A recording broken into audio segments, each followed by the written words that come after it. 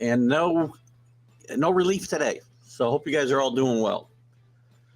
We got a show today. Today we'll have Jim Biringer on. Oh, by the way, thank you.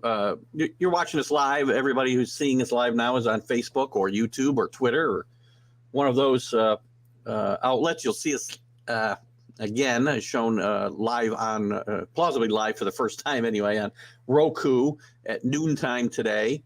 And also, be looking out for the college football huddle on Wednesday. Lots to talk about this Wednesday. We might get into a little bit today, but I doubt it.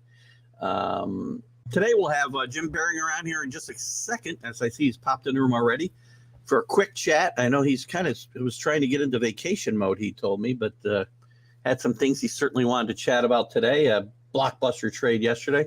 We'll have Mark Mancini on later on, talk about his all-star game experience and some other Major League Baseball topics. And we'll get into the world of baseball a lot today and maybe a little bit of NFL, but we'll see how we go. So good morning to those who are already here. Alan's here. Good morning. And it is 110 index in Oklahoma. So I risked when I said it was how hot it was here. You would say, so what? So anyway, Alan, I feel for you for sure, because we only get it for short periods of time. You get it consistently. So anyway, without further ado, because I know Jim wants to be in vacation mode, let's get Jim Biringer from FullPressHockey.com and the last word on hockey on the Mad Radio Network. Good morning, Jim. How are you? Good morning. How are you? I'm doing good. Thanks. I know you had some plans. They're trying to get some plans made, and then lots of stuff started happening in your world, especially your professional world, I guess. Yeah. I mean, it was crazy because, everybody was wondering, like, as we talked last week, when's the news about Kadri going to drop? When's Klingberg going to drop? Like, and then, like, the news came out, Matthew Tkachuk wants out. And it was, it's like, okay, when's this going to happen? His arbitration hearing gets set up, and he's like, when's the next, when's it going to happen? Trade's coming. And then, like, everything happened Friday afternoon. And good morning, Amanda. Yes, nice and early today. Yes, good morning, Amanda. Good to have you with us. Good morning, Bob. Bob, our number one, probably more than me, Patriot fan. So good to have you with us, Bob. We'll be talking some hockey with Jim for a little bit. And obviously, Jim, I guess there's no place else to start but the blockbuster trade between the Flames and the Panthers, exchanging 100-point scorers. This is not a usual thing in the NHL that I can remember. I'm sure that there's been other instances, but this is a big trade no matter how you cut it. Yeah, it's a huge trade. I mean, this thing went down late. I'm talking late Friday night, probably when a lot of people were sleeping, like 11:20, 11:30-ish. It happened. They announced that the Flames were trading Matthew Tkachuk to Florida, and then when you saw the haul that included Jonathan Huberdeau and Mackenzie Weegar, some conditional first-round picks in 2025, I'm like, oh, my God.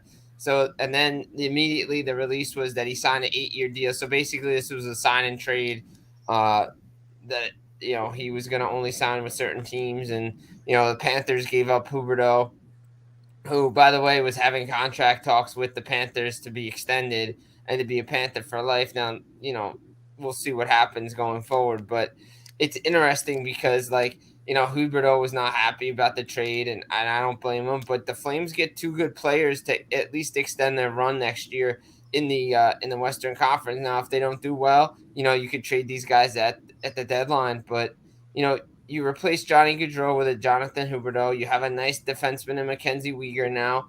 And at least the top line is still intact for the Flames, and, they have to worry about. But, Matthew Tkachuk really forced their hand on where he wants to go. And you're seeing it more and more now that guys are starting to do that, where they are dictating where they want to go and play now. When you're not dealing from a position of strength like the Flames weren't, I still think they did pretty well here. I would say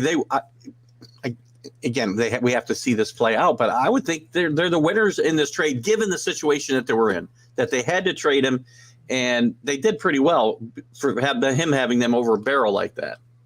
Yeah, I mean, I think they actually did really well, and if this was the haul that the Flames were asking for, then maybe a lot the teams that we thought were in it probably didn't want to give up, players like that, especially, if he wanted to go play in St. Louis, where he was born and where his dad played Yeah. and everything. So maybe St. Louis didn't want to give up those assets, and they really don't have a lot of guys that have you know that don't have any trade clauses. Huberdeau doesn't really have it, neither does Uyghur. So you have to figure out the players that you can move, and New Jersey was definitely in on this, but you're not giving up. You're basically selling it, almost selling the farm for one player, and you know you look at it and you say, I've seen a lot of differences in opinion about, oh well, these players are only UFA. Yeah, but you know what? If the Flames sign them long term or at least for 4 or 5 years, you know what? They win this trade because I'm sorry, but Bill Zito, Matthew Tkachuk, as much as he's a great player, he's not a generational player.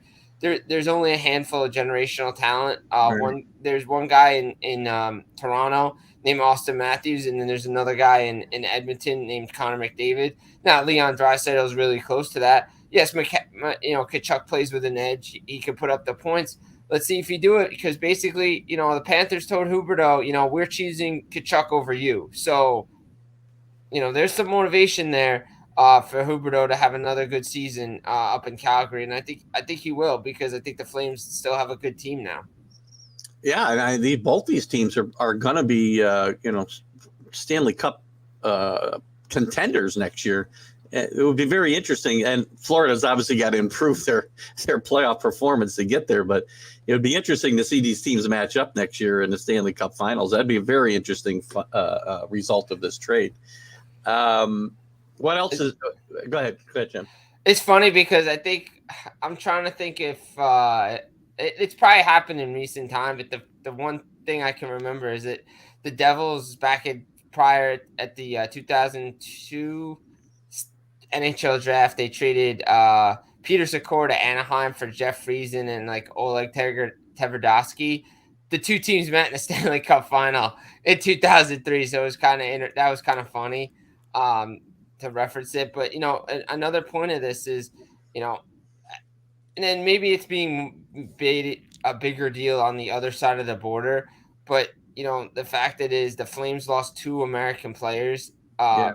to American cities, and nothing against Calgary and everything, higher taxes, I think the big thing is I think these guys definitely did want to come home, be closer to families, but the fact of the matter is COVID took a lot on these guys. I think mentality, isolation, the restrictions were different than they were down here. And yeah, if Kachuk's going to a good Florida Panthers team, I know everybody knocks Mackenzie Weegar for what happened in the playoffs. Guy's still a good defenseman, and I'm still not sold on Florida as the team Yeah. that they can make a deep run.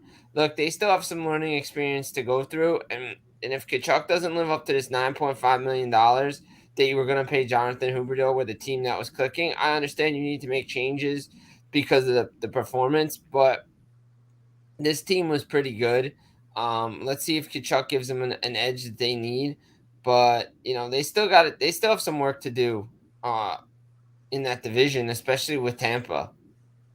Oh, definitely, for sure. I mean, they're certainly no sure thing, but it's interesting to see how this changes their dynamic. It's been a whirlwind few weeks, obviously, in the NHL with trades and free agency. Who's still got work to do? Who's got the most work to do in this offseason after this flurry of activity so far? The Islanders is a team that comes to Yeah. mind that has work to do. I mean, nobody knows what Luz does, but it's That's a joke from the Mac and Jack show this morning. Huh? there's they definitely have work to do because they haven't addressed issues offensively. They still need scoring. Does Lou decide to make a trade, make a blockbuster trade as well? No one really knows what he's doing, but he hasn't improved this team.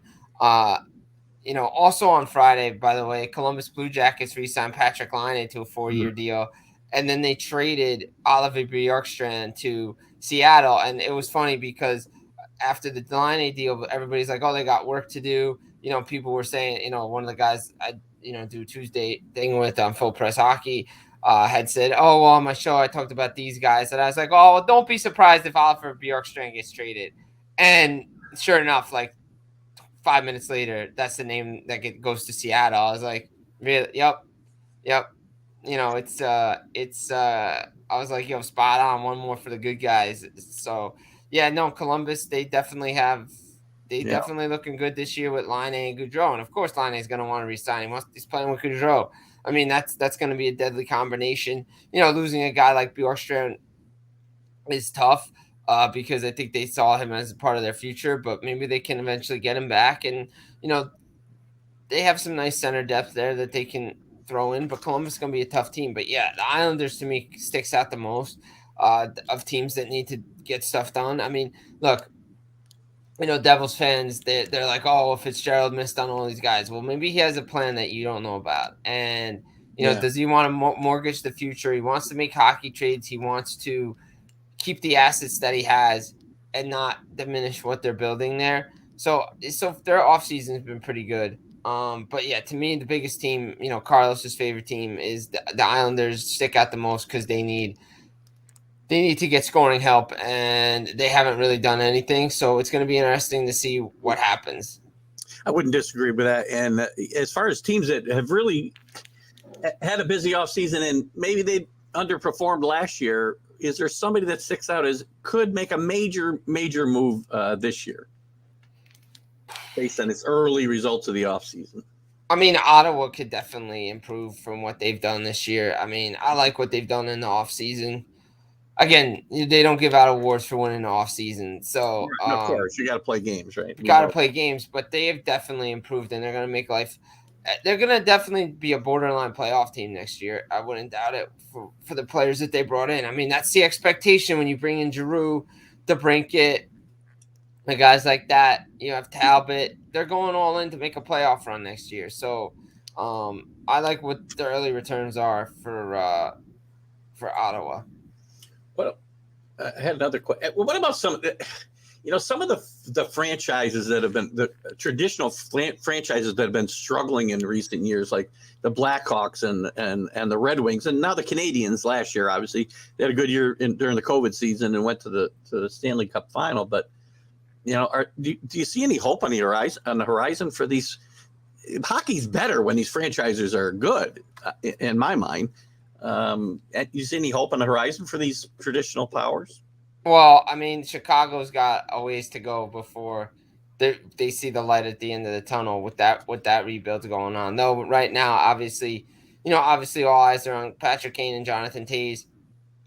But for right now, they're staying in Chicago, and I think they're gonna just start the season in Chicago, unless like something major happens where they decide, yeah, we want out.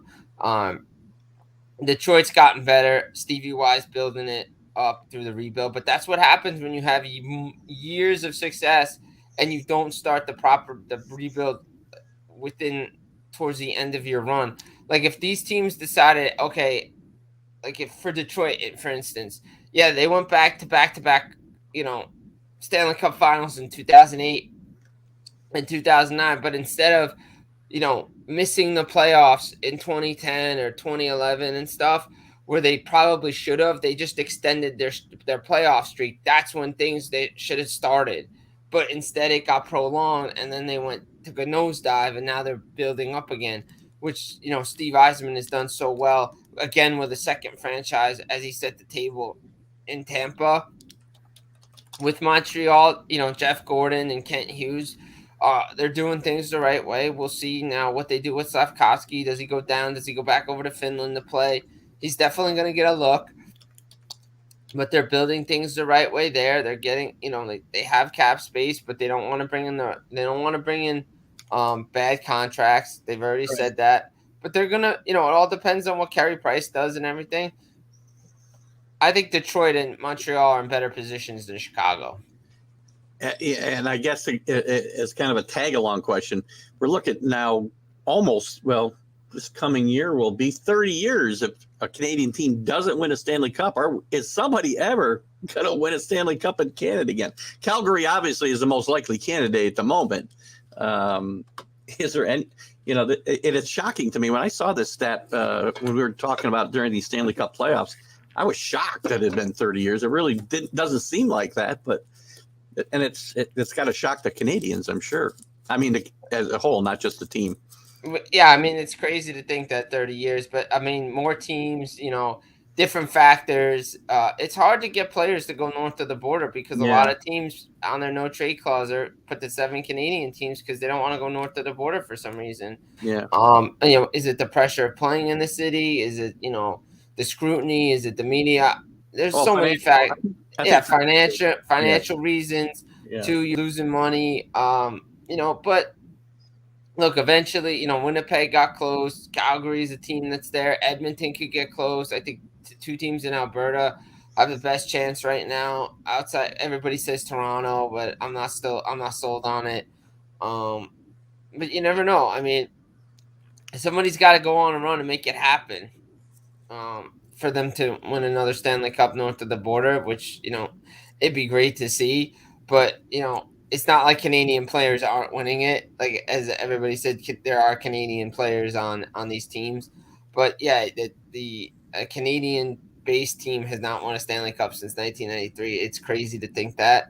But, yeah, so many factors get involved in that. Like we said, financials, do they want to – it's hard to play there, so – I think this might be a little bit overkill, actually, Alan. I don't think they're going to put a team in Mexico, first of all. But no, I don't think that's going to happen, and I don't think they would. I think a Canadian team would still win a Stanley Cup.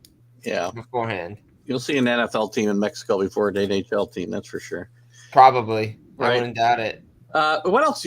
Anything else you want to touch on? Are you actually going on vacation, first of all?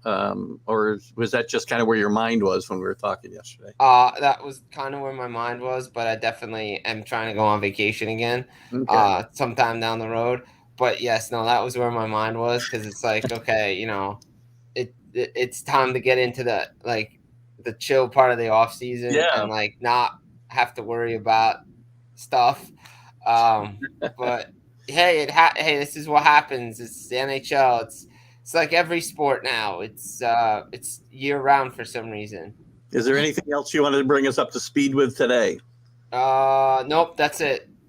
Listen, is your article going to continue through the summer though, even though it is down months, or do you have less sporadic articles now? Less sporadic stuff. We'll see. I'll try to do one a week, maybe. Yeah. We'll see how much comes out. Well, guys, check out Full Press Hockey, and if you haven't got there, read some of Jim's stuff. Even some of the previous stuff he's had up is really good reading. And check out their well, I'm assuming your Last Word on Hockey show is probably going to take a hiatus for a little bit too. A little bit of a hiatus. Yes, we're on hiatus. Yep, so. They're all going to be resting. All the hockey guys are going to be resting and get ready for the. There's not much of a downtime anymore, right? It's like a couple of months. I'm making sure there's downtime. I'm gonna make sure there's downtime. God bless you. All right. Well, we'll miss your nightly recaps. I can't even say it. What's your little tagline there at the beginning? It's the nightcap recap. It's just so hard for me to say over and over again. It seems easy, but I can never get it right in my head. Hey, Jim, the nightcap recap, that don't stop. That when breaking news happens and it's important. Yep. I'll let you know about it. You never know when you're going to see Jim Biringer pop up live. I can tell you that right now. So that's very good. Oh, great stuff as always, Jim. We'll certainly get you in as it's warranted. I'll keep checking in with you, and we'll certainly start getting you on the College Football Huddle as well.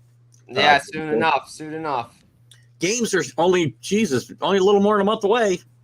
We got real games. Week 0, right? Stop talking about realignment and everything else. It's nonsense. So we'll talk more about that. We'll have you on there soon, too. Sounds good. All right, Jim. Have a great Sunday. You too. Enjoy the day. All right. Bye-bye. Bye. The great Jim Biringer from The Last Word on Hockey on madradio.com. Is it Mad Radio? Mad Radio Network and fullpresshockey.com. So thanks for him to coming in. Our hockey conversations will be a little more sporadic going forward, but we'll still have him on when it's warranted. I probably weren't going to have him on today if this blockbuster didn't come down. So, but Jim's very knowledgeable in other sports, and if he wants to come in and talk other stuff, we'll certainly do that, especially like we have him on the College Football Huddle. I want to say good morning. A couple of people popped in. Rick, I didn't get to say a proper hello. If you guys didn't get this, I'd made a joke about our Perth upbringing, and Rick is going to be visiting the Boxing Hall of Fame. Jack Hirsch, Hall of Fame boxing writer Jack Hirsch from the Mac and Jack Show, told him You could spend more time if you actually read all the plaques, and I made a probably bad joke of bring somebody with you, Rick. But good morning to you, Rick. I know you took it in the spirit that it was intended. Good morning, Bill Pulver. Good to have you. And Kenny, good morning to you. Alan's talking about, we talked about that, right? 93, the year of your birth. Just remember, Alan, and you're pretty good about this. Sports didn't start the year you were born, all right? And you're good about this, better than some others for sure. That's a year after your last kid. Well, you're old, Kenny. Can't help it. A lost generation of Canadian fans. That's very funny. That's a great point. So that's 30 years ago. Alan's 30. A lot of people born in Canada, obviously, who don't know the rich history of Canadian hockey. I mean, the original 6, 2, who were I guess 2 of them were in Canada. I'm trying to think now. I think it was 2 were in Canada, right? So anyway, and listen, the Canadians and even the Maple Leafs a little bit have some rich history. So anyway, and we all know about Edmonton's run. It's a shame to see what's happened there. So we'll move on to some baseball talk because we've got a lot to talk about in baseball today. We'll talk some about the All-Star game. I'm not a big fan. To me, and I guess I'll talk about it real quick right now. I did a vlog on it the other day. Real quick before I jump into, and we might be early for Drew to be with us if he's going to be with us because he's probably thinking hockey will go till 9:35. But we can get his take later, and I'll only talk for a few minutes on this. You guys can get some comments in if you want, but we're going to talk about it again with Mark Mancini at 10:30 because he was actually there. He seemed to enjoy his experience. Me, I don't understand why we're even playing these games. Pick a team. It's just like all-star games. Stop playing them. Pick a team. Nobody goes out there and they care. Guys are mic'd up. And yeah, as a Yankee fan, I thought it was kind of cool to see Nestor and Trevino mic'd up and Nestor calling his pitches. But it's all gimmick. Nobody cares about the game. I was on a show the other day and somebody brought up, or I'm sorry, I wasn't on. I was watching the Reverend Tom Bryce's show on Friday night on SportsWire with his round table, and they were talking. Somebody brought up John Gonzalez actually for the sports authorities. Brought up Pete Rose running over Ray Fosse. Those guys cared about winning. National League dominated when I was growing up. 19 out of 20 games they won, I think, at one point. And there's Drew. Good morning, Drew. We'll bring your come up in a second. And you know what? The game's now the game result doesn't matter. I mean, it was a colossal bore. You'd see pitchers pitch more than an inning years ago. You didn't get to see guys. The only reason I guess the reason I probably loved it because when I was a kid, I saw 20 Yankee games, so I was lucky a year on TV. No Sports Center, no internet. Till Al Gore invented it. Thank you, Al Gore. Sarcasm. Just an FYI. But I didn't get to see the Henry Aarons and the Bobby Bonds and the great players in the National League or even in the American League. The Rod Carews, the Nolan Ryans, Joe Morgans. I didn't get to see them unless it was in the All-Star game. So it was an event then. Now it's just a colossal bore. So let me catch you up with a couple comments here, and that's just all I want to chat about. If you guys got a little, and you can watch my vlog too from Friday. I went into this a lot because it's all All-Star games. They're just useless to watch.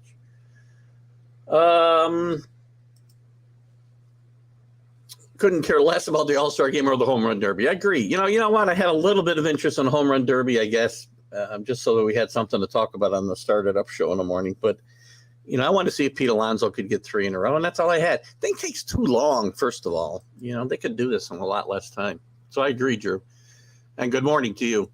Kenny says, when I was younger, only the Canadians would win the championship. Good point about the hockey. Oh, and by the way, to my point about Allen and knowing about sports that did not that sports didn't start when the year he was born or the year he started following it, like so many young people today. I don't mean to offend you, but if I do, I do, because I guess I don't care about those things.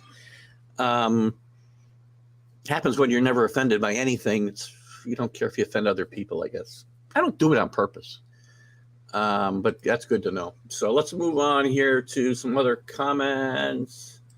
Alan says, there's Drew. Good to have you on, Drew, as always.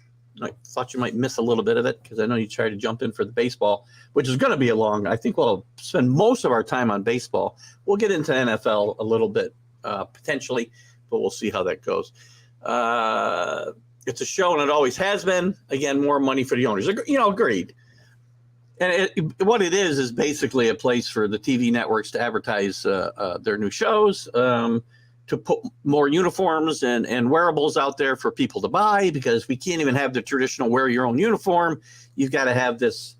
By the way, how awful. This is 2 years in a row that I can remember. And maybe there was the same. I'm not sure. I'm sure they didn't have the same because they could sell another jersey. Those jerseys the American League were wearing were just atrocious. Oh, gosh, my God, add some color. Drew's got was entertaining reading about Soto showing what people should trade for. We'll get into that. We'll get into some of that, too, today, Drew, for sure, as we go forward here. I want to talk a little bit about the second half and the Soto issue, and then whether he got traded at the trade deadline this year. Remember, he doesn't need to get traded this year. Although, if you got him this year, he'd be eligible for 3 postseasons, because he's not eligible for free agency for 2.5 years, guys. So we'll talk more about that for sure. What did I miss here?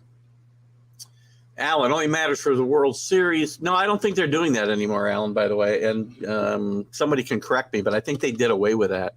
And that was stupid too, by the way, because the game would come down by the time the game would come down to the innings that matter. You got a bunch of guys who aren't even involved in pennant races in the game, and they're going to decide who had the home field advantage in the World Series. And you're better off just rotating than doing something stupid like that. How about just giving it to the team with the best record? But I think they did away with it, Alan. We were outside playing baseball instead of watching. Yeah, well, when it got dark, we had to come in, Kenny, for the most part. And we had some lights, actually. We would play up against this, I don't know, I wouldn't call it a barn, but it was a garage / whatever we had in the backyard behind the restaurant. My parents, my mother, my stepdad ran, and God, we played for hours. That's all we would do all day, right? I did have a TV. I only had 3 channels on it, sometimes 2, but I did have a TV. Alan does his research and read history, especially on teams I follow, and that's very good, Alan. I'm glad you do that. Again, one of my issues is with the younger generation, and I hate to lump them all together because it isn't everybody, but many of them, when I go into some of the groups, and there are people that comment on the show, and I post it to these groups, and geez, I think, look at some of the best of all time lists you see today. It's like baseball started in 1990. Yikes. Let's see what we got. I'm going to change my banner here quick, and then I'll get back to your comments. I know Drew's got something there. Let me try. Let's go to let's just go to the second half outlook, but we'll talk about a couple things here along with this. I know we had a couple more comments, so let me get to those. Drew says, you know what? And this is something of a record. The record was 36, and I believe it was back in the 1800s for sure. The modern day record, I can't remember now what I heard the other day, whether it reached this or not. Drew, maybe you remember, but 28. I have no. Nothing makes me happier than to see the Red Sox get 28 runs scored on them. That's all I can say, especially with the Yankees struggling a little bit. Like I knew the Washington Rangers the Washington Rangers. Jesus. I knew the Rangers came from Washington in the 70s, if memory serves. They absolutely did. And actually, the great Ted Williams was the manager of the team at the time they were in Washington. And I believe their first season in Texas. So, by the way, it was the Washington Senators that were the Texas Rangers were the second iteration of the Washington Senators. Originally, they were the Minnesota Twins. just to give you a little even more history background. Rangers still have the most runs in a game, 30. Oh, that's the team I was thinking of, I guess. And that was back in the 90s, if I remember right. The Rangers had some really powerful lineups back then. They couldn't get by the Yankees in the playoffs, if I remember right. So, second half of the season, and just some news and notes, and we can look at the power rankings if you guys want. I just want to go through. I'm going to go through I want your guys' opinion on where we're at. You know, when I look at, some of the teams that played really well in the first half. Let's start with the Yankees. I always start with the Yankees, and we'll start with the Yankees and Mets. Because Carlos and I talked about this a lot Friday, but we'll get into it a little more here because I know a lot of you aren't able to participate in that show. The Yankees' best record in baseball still, not by as much as it was, because the Dodgers now have pulled within 2 games, and the Astros are still lurking back there, 2 games as well behind. And the Yankees have a serious Astro problem. They lost last night to Baltimore. 3-0 lead with Garrett Cole on the mound. You got to win that game. You just have to win that game. There's no way you lose that game to the Orioles. And the Orioles are playing much better baseball. But the Yankees continue. We talk about the Astro problem. The Yankees haven't played great in the last 20 games. That's not to take away how well they've played, but the problems still linger, right? I can't count on Matt Carpenter, as great as he's been, continuing that run in the second half. I'm not holding my breath, and you can tell me all you want about, hey, Joey Gallo looked good the other night against the Orioles. He had a great night. Still hitting 170 or worse. Matt Carpenter's got almost as good a numbers as Joey Gallo in a third of the at-bats. Yankees have to improve that position. And now they need help in the bullpen because Michael King's out probably definitely. I don't remember the results of this. I'm sure what I saw the other night was not pretty, and I think he's gone for the year. And Chapman's got his struggles. So right now, Loizaga struggled even before he got hurt, and since he came back, he's a key to that bullpen. So the Yankees have got to make some moves here. Brian Cashman, look, Yankees are making a postseason. Yankees are winning the Eastern Division. This isn't the sky is falling, but you have to find a way to beat the Astros. And the Yankees have not figured this out yet. Now, they did last year in the playoffs. They won the season series against the Astros last year in the regular season, but got beat in the playoffs. All that matters is the playoffs for the Yankees right now. You could disagree with me, but I don't care if the Yankees win 116 games and set a record. If they don't win a World Series, this is a failure. Because it's been 13 years since they've been in a World Series. They did win it. Oh, let's see what we got here. 2000s. That's funny. I thought it was the 90s. Okay. Carpenter revamped his swing last year and worked on many scientific methods and coaches, so his string it may be maintainable. He's not a young guy, and and maybe I overstated the fact I didn't want to see him in the outfield anymore because he's played better. I mean, he played a decent left field. Just one night that I saw him just make some awful boneheaded plays in right field. He's been okay in the outfield. And his bat's going to be in the lineup more often than not, as long as he continues to hit. And we cannot sit here, because I can't sit here and watch Joey Gallo, swing and miss all night long. So you're right, Drew. I mean, he's one of the great stories of this season. Well, those were pretty good offensive players, by the way. Soto's a good player, but why would a team put up hopes on one man? Yankees and Mets don't need him. I don't necessarily disagree. I think Soto's probably going to end up on the West Coast, most likely, in my mind. And by the way, it may not happen for a while. Because the Nationals have said they're going to trade him. Doesn't mean they're going to trade him at this deadline. They could trade him in the offseason. They could trade him next deadline. They're going to look for the maximum, and it's going to cost a lot. If you want him, especially if you want him now, because, again, you've got him for 3 postseasons, even if Boros takes him to free agency, which I'd be shocked if he didn't.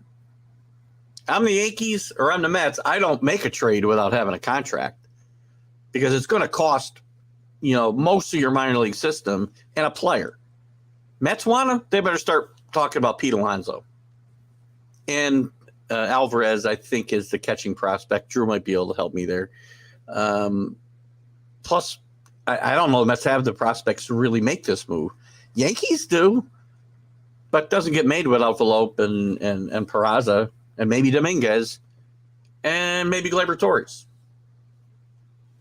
And by the way, going back to the Yankees, we'll talk much more about Soto in second half. We can just wing it here. Stream of consciousness is here. This is second half baseball, so it can be about the trade deadline. It could be about teams and their chances here in the second half. We can talk about Soto. We can lump this all together and talk about it for as long as we need to, guys. And baseball and maybe a little bit of the NFL is really all I care about getting into. If I'm the Yankees, I'm a Yankee fan and I watched Aaron Judge leave town and they bring Juan Soto in here, I don't care about the age difference. I really don't. I'm tired of the Yankees not taking care of their own and falling in love with a shiny thing over here. You haven't watched Aaron Judge play this year, or if you have watched him play this year, and you still don't understand the magnitude of the great player this guy is, and the magnitude of his presence in New York, and the magnitude of what it would mean to baseball and the Yankees for him to play his entire career in New York, you don't understand how this sport works. It's Hall of Fame weekend, which I want to get into a little bit as well, by the way, before we wrap up baseball today for sure. I want to talk a little bit about and not right now, but I want to talk a little bit about the inductees and some of my thoughts and your thoughts on that. So again, I don't disagree with you, Kenny, necessarily. If I find a way to get him, cheaply, whatever. Alan gets like a dog with a bone, man, when I give him a topic. Jared Salamanca and Ramon Vasquez, we each had 3-run home runs, and they had 26 more runs to score. Yanks 18-1. What does that mean? Help me out here. Help me out, Billy. I think I said good morning to you, Billy. If I didn't, I apologize. Someone from the Major League Bet. Look, you can predict everywhere. Alan, you said something to me about, the Rangers were in play because of a couple players were also Burrow's contract clients. Well, you probably half the league or more has that type of coincidence. Braves, look at it. They could be in play. Everybody's going to be in play here. Probably some of the teams you don't even think about could be in play here. Washington's asking for 4 major league. And they could be prospects, by the way, right? Sure, they don't have to be Major League Baseball or in Major League Baseball now. So I say the Yankees are probably a team that could pay the price. With their 2 infielders, Dominguez is probably not ready to play in the majors now, but he's going to be soon, by the way. But I don't make this trade. If I'm the Yankees, I don't give up the entire future of my organization for Soto. He's a great player, wonderful player, 22 years old, right? 22, I think. It's not a better player in baseball right now in my mind than Soto, but I don't give up this price. So again, that price is now. The further this goes, that price will go down because you don't have him locked up for as long. If for some reason they didn't trade him for the next year and a half, they're not getting that haul. That's why he's likely going to get traded either at this deadline or the offseason. Because that's how they're going to maximize what they get for him. Good morning, Carlos. Alvarez, that's what I thought. Nobody said it was up to fans, Carlos, but it's, God, that's part of the problem is that Major League Baseball and Major League Baseball teams don't care about their fans. Fans want to win. Yankees are better with Judge and the kids. You love the kids. You want the kids playing now, and they can't be thrown into the middle of a pennant race. You love these kids, but you want to see them get traded for Soto? Judge wants the Yankees. Judge wants what Yankees don't want to conform to. Conform to. I think you mean conform to. Whatever. You got to overpay. You had a chance to sign this guy in the offseason, and you didn't do it if you're the Yankees. You could have got this deal done for less than Mike Trout money, guaranteed. Now you're going to pay more than Mike Trout money. Take a look what Soto's asking for and just lower the years to 8. I would take Aaron Judge in a heartbeat. I don't get why you'd get rid of him at all. It's because this is the Yankee way. We don't pay our guys. We'd rather pay A-Rod, and we'd rather pay Stanton. We'd rather pay Soto, and we let the Judges and the Andy Pettitts, and I can go on and on. Guys that just let walk away because they love other players first. Good. Give him 6+ years. Give him 8 years. That's what he wants, is 8 years. I'm okay with that. The Yankees, not the Kansas City Royals. If I got to eat money at the back end of that contract, I don't care, because I've made more money in the first in peripherals, ticket sales. I can charge more for my TV rights, local TV rights, commercials. Remember, the Yankees own their own network, by the way. And wearables. He's not Babe Ruth. No, again, nobody is. By the way, all these guys should thank Babe Ruth, by the way. I'd love to take a poll of Major League Baseball players. How many are there? 600 and some, almost 700 maybe. Maybe even extend to the major leagues and ask them, number one, who's Babe Ruth? And number two, what did he mean to the game of baseball? Because the answer is, to the second part of that, is the guy who made it responsible for you guys to be able to make all the money that you're making today. Because without Babe Ruth, there is no these things. Baseball might not even exist as we know it today, because Babe Ruth saved baseball after the 1919 Black Sox scandal. Pay a little attention to history, because it does matter. And they should all thank they should hit their knees and thank the Babe Ruths of the world for the money they make right now. He's a very legit hitter. Nobody's taking away from Juan Soto here. Juan Soto will be on a team and be a very good baseball player for maybe 20 more years. Drew had something here. Where are you? He could, and let's hope he gets to him in a different way. 23? Okay. 23. How many World Series did Bonds win? Good question. It's not all about numbers. I keep saying that. Numbers are important in baseball, historically speaking. For years, baseball was known, there were certain numbers just were etched in the game. 715, 714, 715, 61, 60, 3,000, 500. You'd say those numbers to people, they'd know what you were talking about. They aren't as important today, but it isn't just numbers. I had this discussion about quarterbacks. None. And Barry Bonds had to cheat to break the home run record. Barry Bonds is one of the worst examples. We'll talk maybe more about this when we talk about the Hall of Fame, because Barry Bonds belongs in the Hall of Fame, by the way, because he was a Hall of Fame player before he started juicing.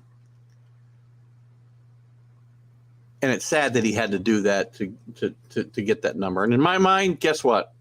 61 is still the number for single season, and 715 is still the overall record. That's always going to be my mind. At the same time, Barry Bonds needs to be in the Hall of Fame, which I'll talk about maybe when we get to that topic a little bit. Plus, as an agent, that's an agent thing more than a Yankee thing. That's wrong. No, that's not true. Not true at all. If you're talking about the Aaron Judge thing, maybe. But let's not forget the Yankees and now the Nationals, they all play the same game. They all release what the player turned down so that they can turn public or try to turn public opinion against that player. Didn't work with the Yankees, by the way. Helps that Judge is having a season for the ages. But I can tell you, being a Yankee fan for the last, 55 years of my life, when I started to be able to understand what I was watching, this is the way the Yankees have operated forever. This isn't about agents. Not every time. I'm not saying there aren't times it is. It depends on the context you're talking about there, Carlos. Yes, the Yankees are certainly one of the most 5 profitable teams in sports, which is why you can afford to give Aaron Judge whatever he wants. You pay youth and long-term and not injured or older players to longer contracts. No, so you should just underpay them until they're 30 or 31 years old like Judge and then not reward them. That's the way it works in baseball. And that's why players want to become free agents sooner. And that was part of the lockout issue and not signing a new agreement was they wanted the ability to hit the free market or arbitration sooner. And why do you pay youth? Pay a guy in his prime while you know what you're getting from him. I'm not disagreeing that I don't want to give, a 35-year-old guy a long-term contract. But why would I pay a guy 20 years? And again, Soto's probably the exception here because I think you can project what he will do over long term, barring an injury. But a lot of guys, you don't get locked up for $40 million a year early in their career. Because the players want it both ways. I'd love to hear your opinions on this. That's the problem. The players and the agents, they want it both ways. They want a long-term contract. Soto's a good example. And again, God bless them. I want guys to get whatever they can get. Because if somebody's willing to pay you, you're worth the money. Doesn't mean you're going to earn it, but you're worth the money. Because somebody wants to give it to you. But you can't have it both ways. You can't say, I want a long-term contract for $500 million or whatever, 15 years, $500 million, just throw a number out there. But I also want opt-outs here, and here. Because you know damn well whatever contract you sign now for 15 years is going to be obsolete in 2 or 3 years. And now you feel like you're one of the most underplayed guys in baseball. You can't have it both ways. You want the long-term security of that long-term deal, or you want a shorter deal with the ability to be a free agent again. That's the way it should work. You don't get both. Well, yeah, he's also 38 years old, right? I mean, come on. Judges, David, you just don't. You're never going to understand this topic, Carlos. Never, and you should. Because you've got a background in marketing, and for you not to understand what Aaron Judge is worth to the New York Yankees, besides what he brings to the field, is it's stupefying to me. It really is. What do you got here? Rangers have been to more World Series than Bonds. Good point. Giants in 03. By the way, they should have won that game in 03, or that series in 03. But again, one World Series in his career. Marlins have won more World Series, and they've won more World Series than Barry Bonds. Drew, exactly. One player does not make a successful team, right? And that's what you got to, it's in every sport right now. And again, you shouldn't say, no, I don't want it. Well, you can't even say, no, you don't want it. If you guys remember back, or I'll take less money.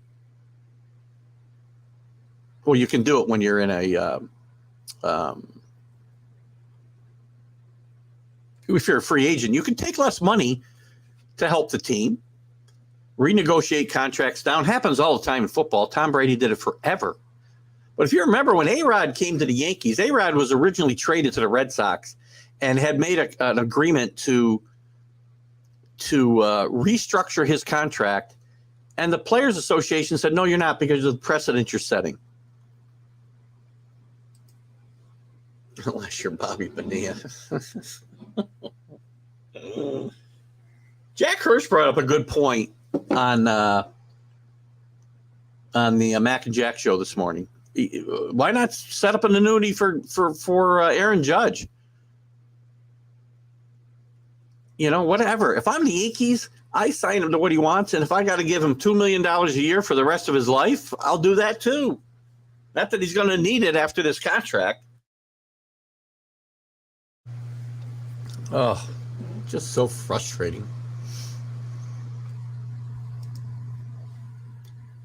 Yeah, and how good is that for the sport? That's not good for the sport. Yeah, it unbalances the players and also leads to unbalanced teams, Carlos. Players Associations, again, I'm not a union man, and I never will be. You should earn what you get, and you're worth what you get. But not because you got to... Unions in general just protect the weaker. The strong will do very well on their own without a union. The lollygaggers are the ones that are protected by the unions. Now, I'm not saying they don't help. I don't care what situation you're talking about. Judge's team mucked this. Yeah, no. The Yankees mucked this up. End of story. Yankees mucked this up. If you want to blame both sides, fine. But do not absolve the Yankees. Because I've watched these situations play out for decades. And this isn't, and people say, well, this isn't George's team anymore. What do you got, Drew? Switching gears. Thank you. Let's get off that topic. I'm tired of talking about it. I don't think it's a coincidence. Baltimore quick turnaround. Jives with Rauschman being called up. Agreed. I mean, look at a catcher, especially this is a young pitching staff for the most part for the Orioles. There's some veterans there. But a catcher who can come up and really take command and help these kids along is very important. And that's why it's also going to be difficult. And also, I think he pitched with a bunch of, played with a bunch of these kids in the minors. It's different. But it's different than saying, let's take the Mets, for example, and all the talk about them trading for Contreras from the Cubs. If you're trading him for his bat and maybe be a DH, and the Yankees, I don't know what they're doing over there with the Mets. The kid, that kid they traded for the Pirates, I thought that the relief pitcher that the Mets traded was more valuable than what they're going to get out of this kid who cannot do anything but DH. And he looked like me in a baseball uniform or worse. But anyway, bringing in Contreras is problematic when you're trying to mesh him with a veteran pitching staff in the middle of a season. So good point, Drew. And kind of back to what we were talking about as far as second half prospects, it's going to be very interesting now to see what the Orioles do at the deadline, because they were talked about as being one of the bigger sellers in trading a lot of guys, including Trey Mancini, and even Mullen had come up, Cedric Mullins, but I don't know that they're going to make any moves. They could be a buyer now. They're only 3.5 games out of the wild card. They've cooled off a bit since their hot streak. They won 10 in a row, but look at they've split the last 2 games with the Yankees. I think the confidence level on this team is high. We've talked about it a lot on other shows, the scrappiness of this team. I really thought Brandon Hyde was going to be in big trouble early, maybe one of the first major league managers to get fired. And he's done a great job with this young team. Great job. It's a matter of what they do. So that's a good call for you, Drew. And I'd love to hear your comments about the thoughts of, while this was a good thing for this team, Rauschman getting called up and helping that staff. I still think it could be problematic to bring a veteran in with no experience, with a veteran pitching staff like the Mets and Contreras. It could play out the other way Very hard to do that. Yes, Judge does want to be a Yankee, but he's not going to do it with a discount. I'm getting off that topic now, Carlos. Chinaris is a great example to be with, too. Okay. He isn't a great player, but a good baseball player and a great baseball mind. Well, again, I talk about this a lot. It's not just about your ability. It's about there's a lot of intangibles in baseball that can keep you in the game and around the game for a long, long time. That's a good point. That's why Jonah Helm is always catching on the days Perez pitches. Well, yeah, and the Yankees and other teams have had guys have had personal catchers longer than you think. That's not a new thing. They just jive. If you can go back to Tim McCarver and Steve Carlton. Steve Carlton really loved pitching to McCarver. McCarver was a catcher with the Cardinals when Carlton came up. Carlton went to the Phillies, and they eventually brought in McCarver, and McCarver ended up catching him there. So that's one of the early instances that I remember. There could have been others, and I'm sure there have been through history. That's one that leaps directly to mind. What do you got here, Drew? Epler's philosophy was relievers are more abundant to replace the kid. I don't disagree there.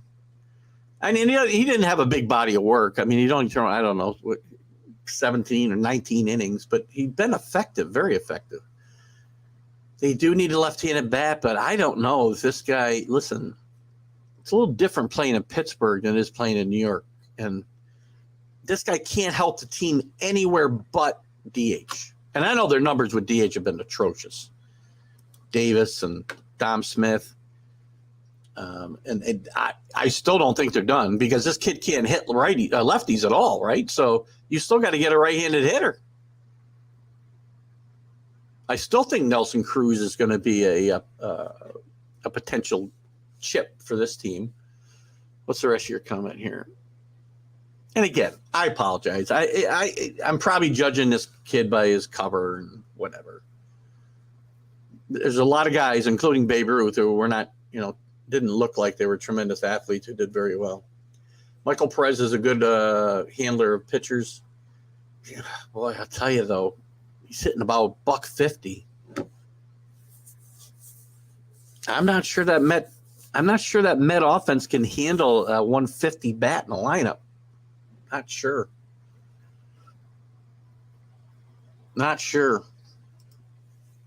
Speaking of Perez is on the bump today, I believe. Listen, talking about teams going forward, right? We'll jump over to your team a little bit, Alan.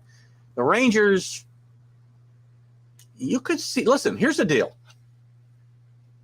And this has been fairly common. I shouldn't say common. It's happened more than a few times in the last decade where teams have taken guys who are on their contract year, like Perez. They could very easily move him. He's a free agent. If they love him that much, they just bring him back at the end of the year. Yankees did it with Chapman and the Cubs, and it worked out for everybody. The Cubs won a World Series. The Yankees got Gleyber Torres in the trade. They re-signed Chapman in the offseason. Still has not worked out for the Yankees. They haven't been in a World Series since they've had him. But still, this is a potential scenario the Rangers and fans should think about. Because you could get some really serviceable players, I think, for Perez is 31 years old, I think, too, right? This is his big chance to make big money. But this is also the Rangers' chance to capitalize on his season this year. And look at teams are going to be overpaying for everybody because there's going to be so many buyers. This is a place where the Rangers could sell, but also really improving himself and be able to get that guy back in the off season. And you'll still have him when you are maybe in better position to contend for a playoff spot next year or the year after that. You're going to lose games. They still lead the division by what? What are they up now? Game and a half? I'm not even sure. I got to take a look here. Where are they at? Well, only a half game. Well, that's just going to be one of the big stories of the second half, right? And I'll get to the rest of these comments here in a second. I'll just throw this out there so we can start some conversation on this topic. The Mets, are they going to be able to hold off the Braves? I think they can hold off the Phillies. The Phillies are too up and down. They've played better baseball under Rob Thompson, and I'm glad to see that. But it's still a very flawed team. Their only chance really is probably going to be the wild card.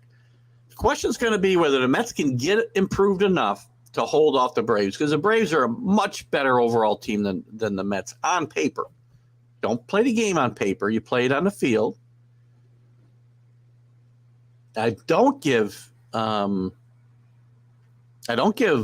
manager, as much as I love Buck, I don't give him the big advantage in the dugout here when it comes to a battle of the wits here. But the Mets have had a very good season to this point. They've got some really good pieces. They need to improve. Maybe the front end of that bullpen. The back end's been great. Edwin Diaz has had a great year, and he hasn't had those hiccups like he had last year.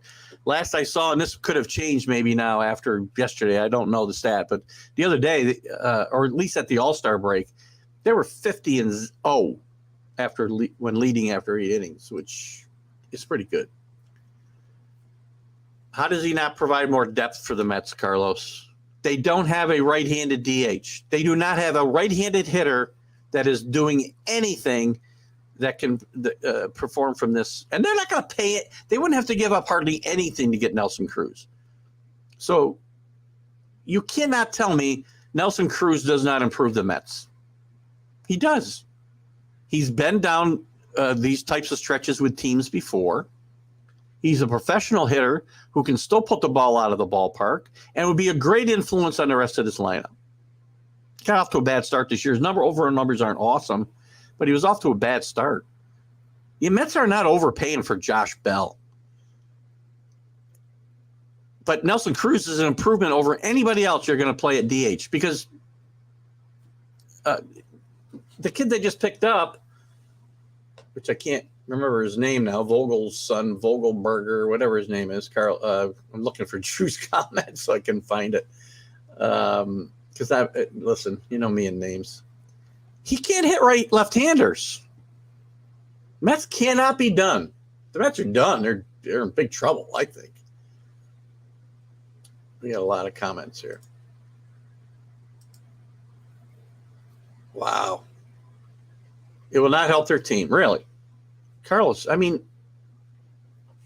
all right, let me move on here. I missed some other comments up here. Okay, yeah, okay. I'm sure the guys that he'd be replacing are much better there. Let's look at. You want to just go look, because I'm not going to look them up. I guarantee you, Carlos, that Nelson Cruz's numbers compared to J.D. Davis, Dom Smith, who's not going to be a DH against lefties anyway. Anybody else you can name would be far superior. And they'd get him for a song. If you wanted to trade their future to get Josh Bell, they want to trade. They're going to demand, a lot more for Josh Bell than they are for Nelson Cruz. Perez versus Paul Blackburn today, both are star reps. Josh Bell actually is better. I agree. Josh Bell is better. Didn't say he wasn't. But you also have to weigh what you have to give up to get him. The fall off isn't going to be that much when you weigh in the price that they have to pay. I don't look at analytics that much. There's certain numbers that are fine. Well, you're wrong. Pretty simple statement. Guys, by the way, I'll give my disclaimer here. I don't for a minute, when I say you're wrong, Carlos, think I have all the answers. I could very well be wrong. And I freely admit when I'm wrong. I was wrong about the Yankees this year, wasn't I? They want to extend him. Listen, I get it. But if I'm the Rangers, I go to Martin Perez and I say, listen, we can really get a couple of really good prospects for you. We're going to be highly involved in trying to bring you back in the offseason. Dangerous if you want him back. but it's a way to improve your team and keep the guy at the same time, because the Yankees, although they haven't won anything, certainly made out in the Chapman trade.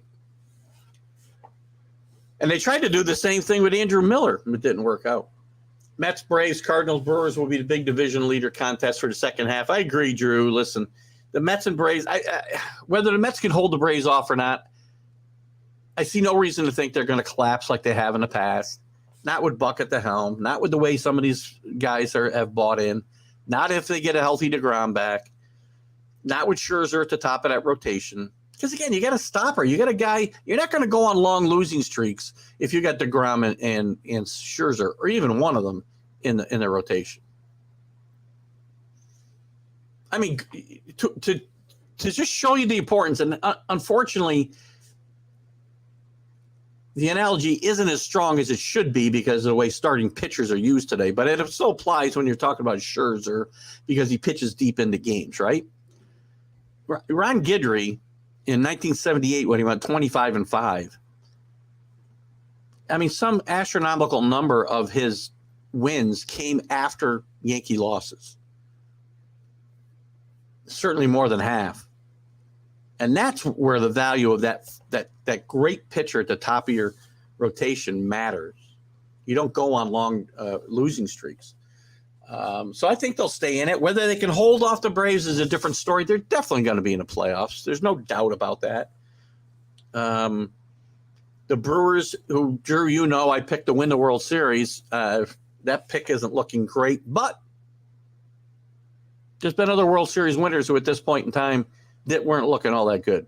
The Washington Nationals not too long ago come to mind. They were under 500 probably at this point.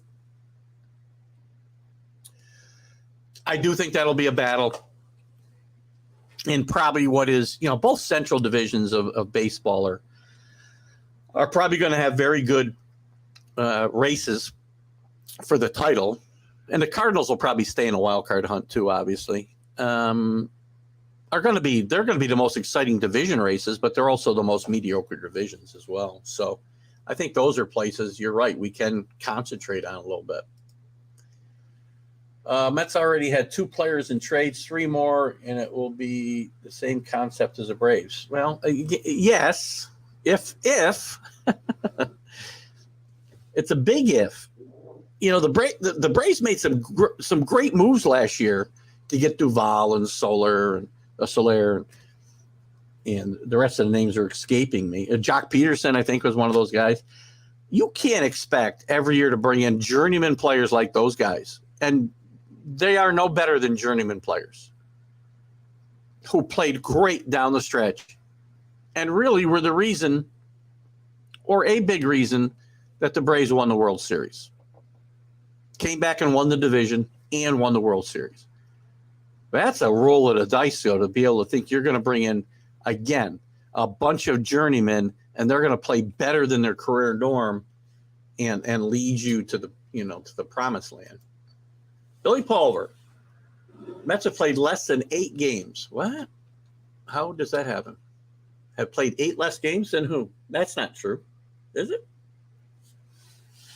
Mets have played 95 games, and the Braves have played 96. 8 less games than who? I mean, there could have been somebody who had some COVID delays early in the year or something, but I don't see anything that stands out. 94. Yeah, I'm not sure. Billy, did you and Rick Sherlock can speak up. Do you remember seeing Billy in math class at Perth? Just kidding, Billy. Maybe I'm looking at something wrong here. I'm not sure. And maybe you mean something else. I'm not positive. Carlos, depth as far as fielding on the bench. Okay, well, first you can't field from the bench. I know what you're talking about. You do need a bench to be able to. You do need a deep bench to be able to play. Well, not deep. You need a productive bench because these guys are not carrying. A lot of these guys are carrying 4 or 5. It's 3, 4, 5 guys. Now it's more than 3 because the pitchers have had to come down. Early in the year, it was ridiculous. A few number of players they were carrying on the bench. But they don't carry that many bench players anymore because pitchers, these teams are all going with 12 and 13 pitchers because of the way the game is played. What do you got here, Alan? We're still in Texas. They brought up another young kid as an outfield bat as well. So between them three, Helms, Torres, and again, it's a great young lineup. That's why I maybe add to that youth movement by moving Perez and retaining and go back and get him back. Well, I don't know if the Mets are going to go for a splash. They're going to go for more players like the ones they already got. They're not going to trade Alvarez. I'd be shocked. There's a guy, you talk about bringing up kids, Carlos, and it's difficult to bring up a kid like Alvarez to catch in the middle of the season. That's why I don't want the Yankees throwing their young guys in this pennant race, because you could ruin them for a long time. Contreras might be in the mix, and that's a rental, right? Hell, they could be in the mix for Soto for all I know. Again, he could get traded this trade before the trade deadline, which is only a week away, right? Well, a week and a day. Michael Perez trade kills the Contreras. Drew, do you really think so? I mean, can you stop talking about Contreras because you got Michael Perez? Competent handler of pitchers. Can't hit a lick. I'm not sure that you can win with that anemic a bat in your lineup every day.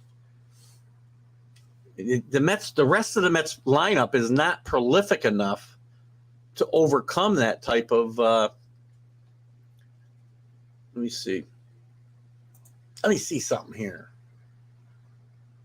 I mean, you already got also a bad stick at third base.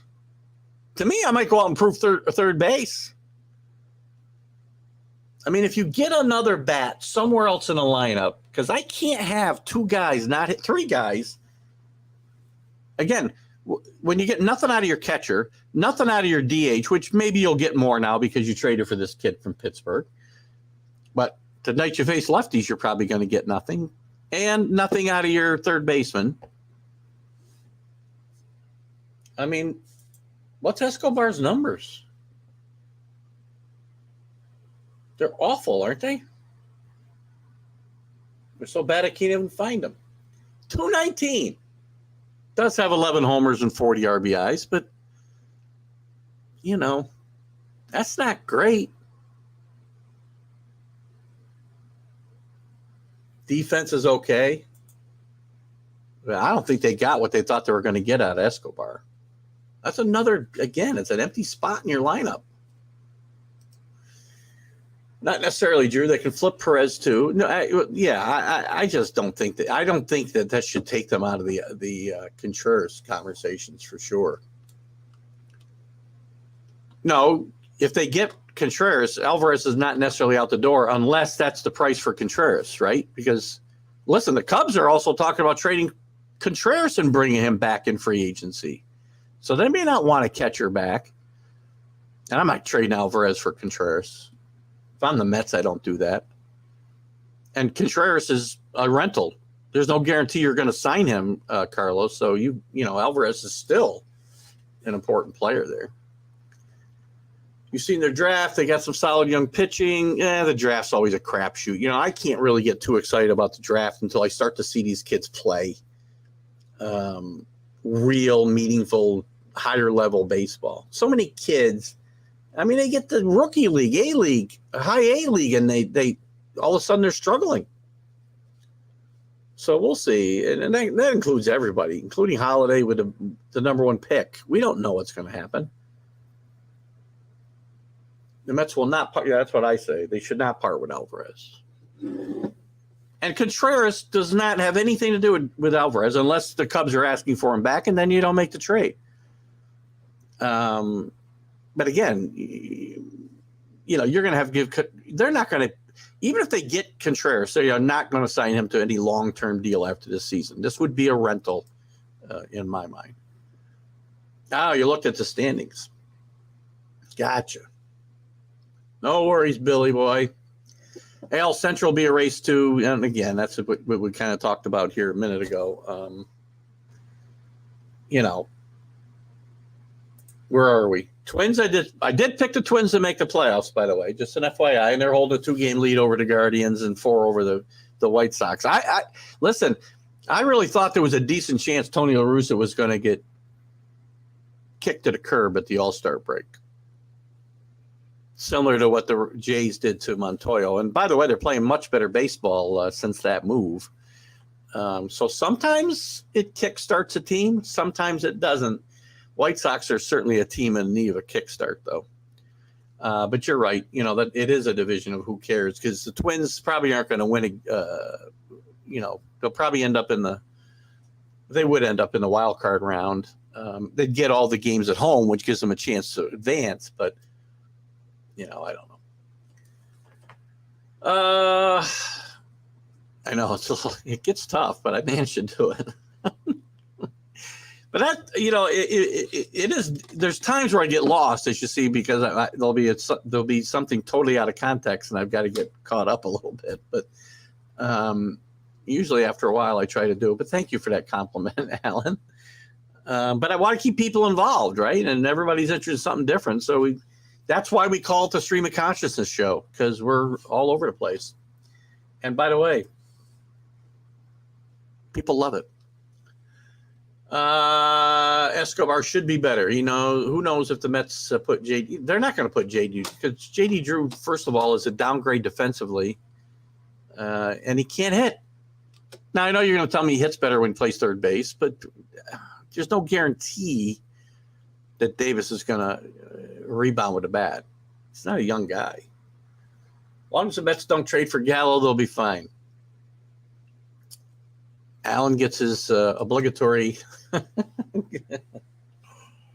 Oh God, I think Drew's actually got a good one coming up here, because I wanted to get to this.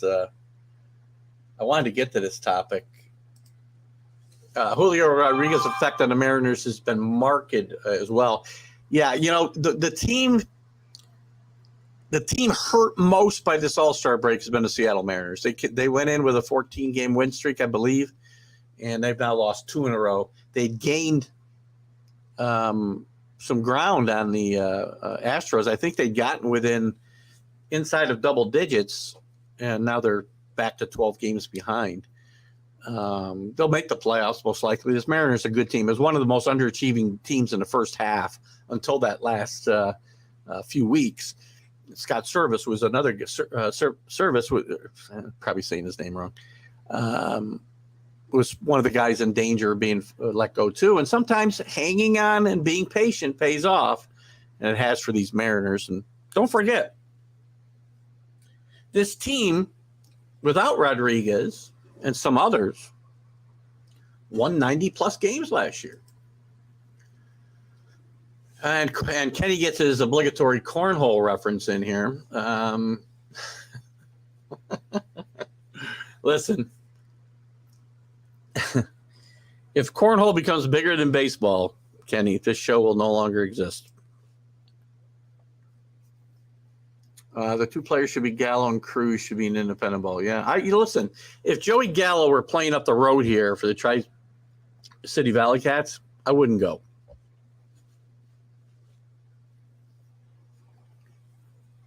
And by the way, congratulations to Kumar, the pitcher from Vanderbilt, who was, I think, the number 3 pick in the draft, who's been pitching for the Frontier League Tri-Valley Valley Cats. Improved his draft lot. The Mets drafted him last year, I think at 8. You guys can correct me if I'm wrong, but he did improve his draft slot, his draft position 5 spots. Probably make a little bit of money on that jump. And there are still some current injury concerns there to worry about, or arm words. Mangoes destroy baseball. I need some help there, Kenny. Mets lost 2 in a row. Yeah, I know. But again, you're not, especially if they get DeGrom back. And by the way, DeGrom struck out 10, I think, in 5 innings or something the other night. So probably the concern about his arm maybe was a little bit overrated or overinflated earlier this week. But we'll see. If he comes back and he's healthy, this team is going to be very, very tough. The Tigers youth minute. No, again, we talked about disappointing teams. The Tigers are right there, and AJ Hinch may not survive this come the end of the season. This team was expected to make a jump this year, and has not paid off. And it's similar to the Royals as well. The Royals, I don't think we're, quite in the same position as the Tigers. The Tigers finished last year very, very, very strong, and there was a lot of hope for that momentum carrying over this year, and it has not. Good call there, though, Drew. Alan's been getting messages from Mickey about the upcoming Rangers-Mariners series. Needless to say, we have a rivalry going. I would say, listen, this division in a couple of years will be pretty good. I think the Rangers are on the right path. I mean, they're starting to fade. They're fading badly right now, Alan. But as I said, you've got some good young pieces. I do think maybe bringing in Simeon and Seager when they did might have been a little too soon to bring those types of contracts in, but this team's on the right path, and they could be. I think next year will be a jump ahead for this team. Oh, Carlos.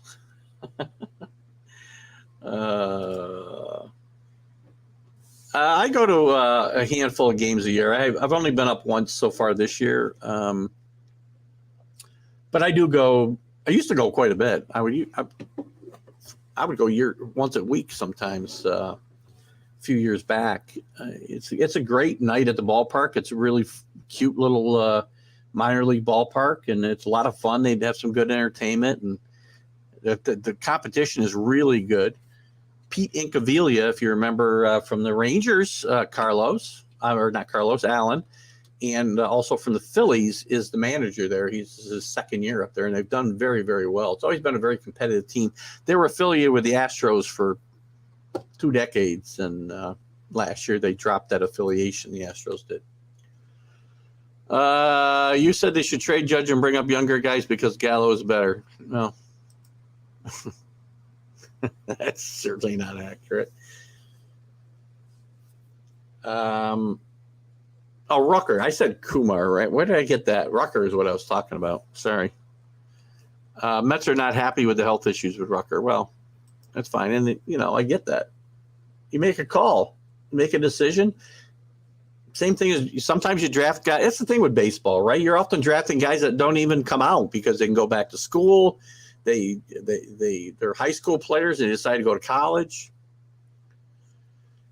Rangers had to go from Miami to Oakland one day. Then after, again, everybody has travel issues. Texas will always fade in sports. Kenny, no lover of teams in Texas. Rocker had surgery. Where did I get Kumar? Is it Kumar Rocker? Maybe that's where I got it from. Rucker had surgery after the Mets turned him down last year. Well, I'll tell you what. I did go to a game where Rucker pitched, and he threw the ball very, very well. No signs of any arm problems. Again, competition is what it is, but he pitched very, very well. And like I said, no sign of arm issues. That doesn't mean there won't be any. That does not even mean that the Mets were wrong in avoiding signing him to a big contract. But my question would be, why did you pick him? If you had those great concerns, why did you pick him 8th? Much like the Packers in the playoff. It is too. I don't know. Alan, I've said before the quarterback, I'm probably not going to go there. Rocker signed with Texas. Yes, I think he signed right away, if I'm not mistaken, right? What else we got here I wanted to chat about? By the way, Justin Verlander, first pitcher in the major leagues, had 13 wins last night. Great job out of Verlander to continue to be one of the best pitchers in Major League Baseball after 2 major arm surgeries. Justin Verlander, just one of the great players to watch. I love to watch it. There's only a handful of guys I want to go pay money to go watch, or I stop and watch if they're pitching. Verlander's one, Scherzer's another, DeGrom, Cole. There could be a couple others, but they're my go-to guys. So congratulations to him. Oh, we got here. Got him for a steal, then draft the 11th prospect in the 4th round. That's a steal. Verlander, great call, Drew. I mean, again, not just 39 years old. I think Scherzer's 38, right? But he's gone through, again, 2 major arm surgeries and come back both times. Which, maybe that downtime has extended his career, and the surgery's certainly taken a big step and continues to get better every year and more effective in these in repairing the careers of these injured pitchers, especially. Yeah, well, again, if I'm the Mets, then you know what you're going to get with Boros. Don't get involved with him. Don't draft him at all. Verlander will fizz out. Well, you keep waiting for that, Carlos, because I've not seen any sign of it this year, not last year, because when I've watched Jason Verlander pitch for the Houston Astros in the playoffs, he's been better than he was in the regular season, which is why the Yankees have a Astro problem, because they can't score runs against elite pitchers. Is Scherzer 39? Okay. He has 3 years almost. I'm not sure what that's about, but anyway, what else did I want to chat about here? Verlander gets there. Oh, we never got to the Hall of Fame, guys. Let's take a quick look at the Hall of Fame inductees here, guys. And I know, and I'll change. I'll talk about this when Mark comes in if I need to. Did I thought I put a thing up here for this. Here we go. Today is the Hall of Fame. Oops, here it is. Hall of Fame inductees today. And here's the guys that are going in today. And you tell me, and again, I'm going to leave one name for last. Gil Hodges, voted in by the Veteran Committee. People have thought this has been an omission for many, many, many years. I'm not so sure. I mean, I have nothing against Gil Hodges. He was a great player, great manager.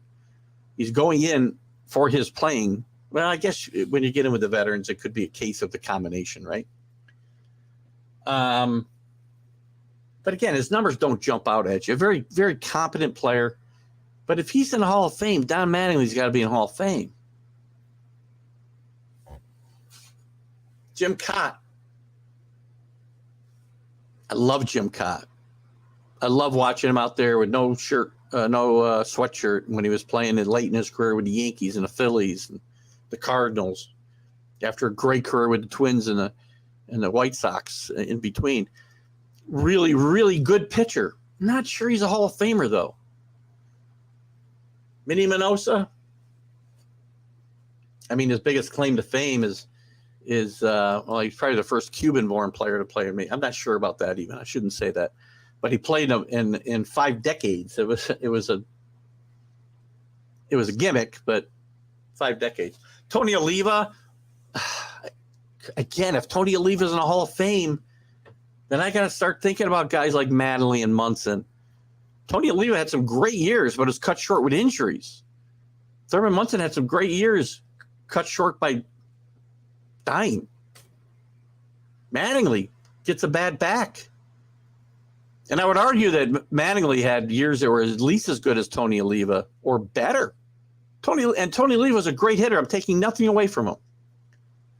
Bud Fowler, I don't know that much about, but Buck O'Neil is long overdue. The last guy is David Ortiz. Okay.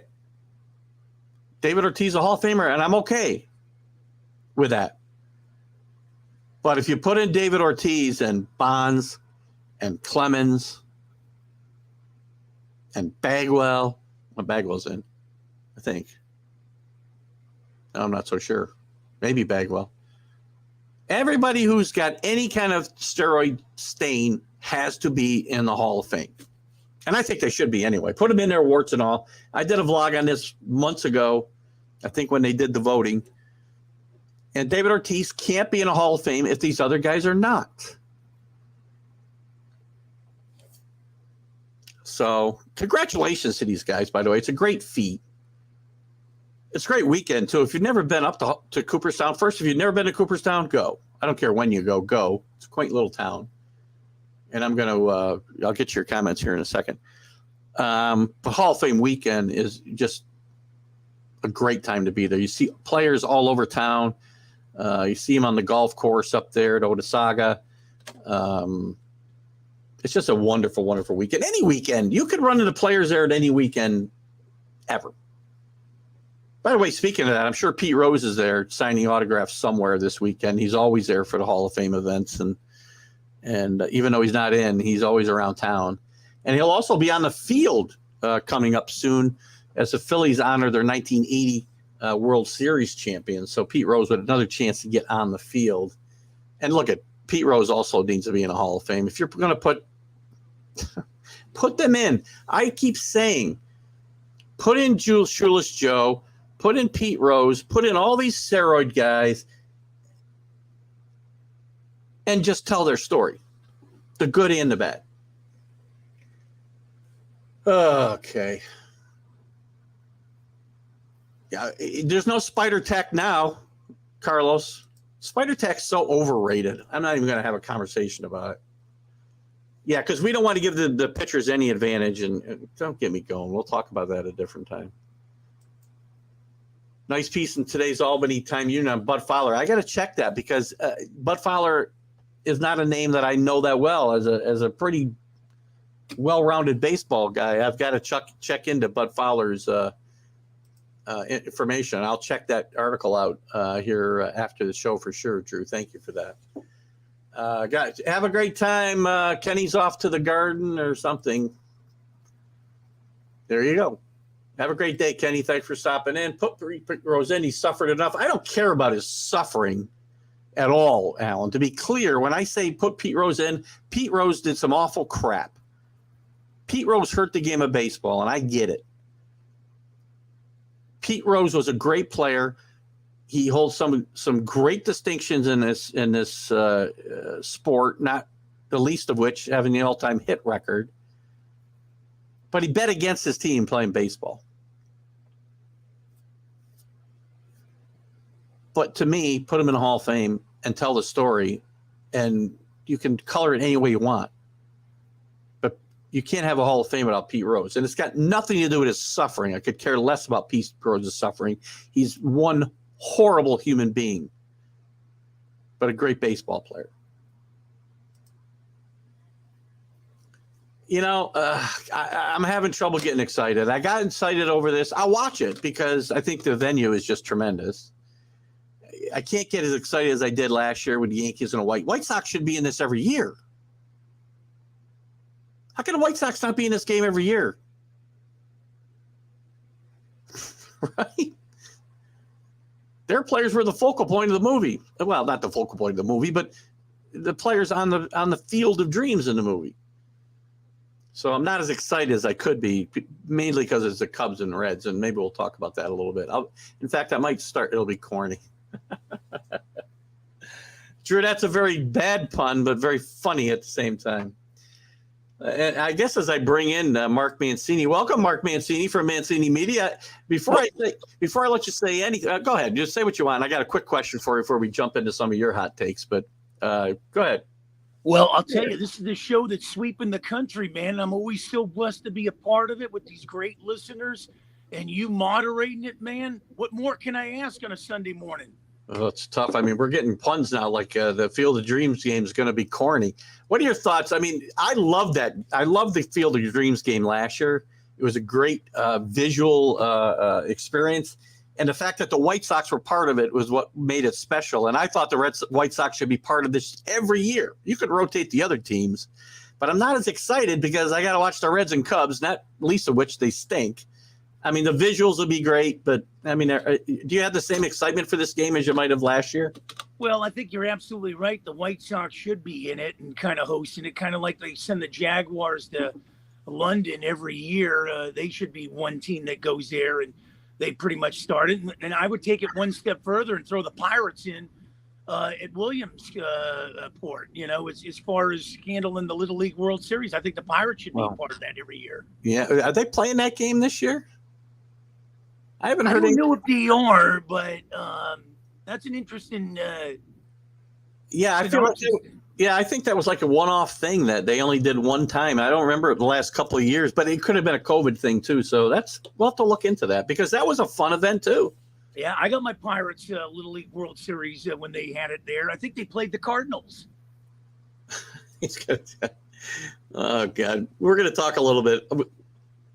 And by the way, I don't know. This has become a thing now. I really feel bad that these guys think you have a face made for radio. I think your face is fine, Mark. Well, I'll tell you, it's good looking. I got the thing moosed back. At 60 years old, man.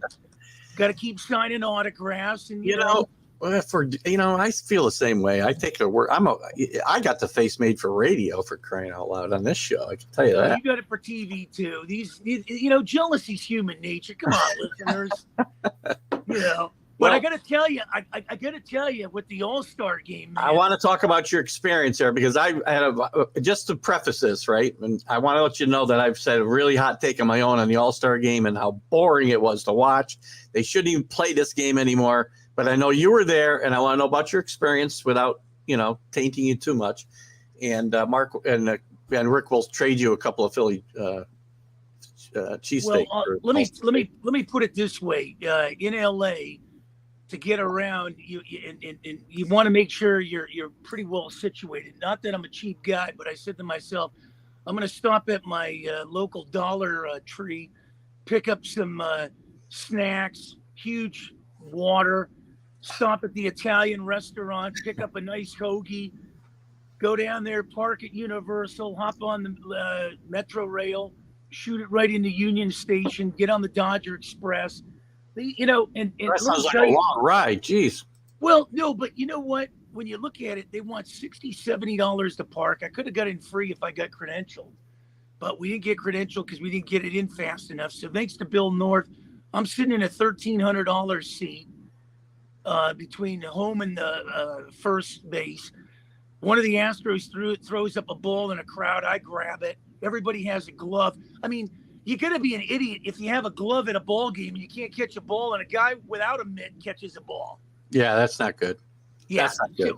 So, the first thing I thought of is, my experiences with baseball. I've seen everything except now the World Series and catch a foul ball, but seeing a perfect game and going to an all-star game, the only thing that'll come similar to this is me working for the Pittsburgh Pirates home and road games.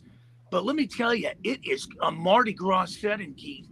When you look at these people, they're flashing their Royal jersey. Somebody's walking around with a Mariners hat. You got Toronto Blue Jay fans.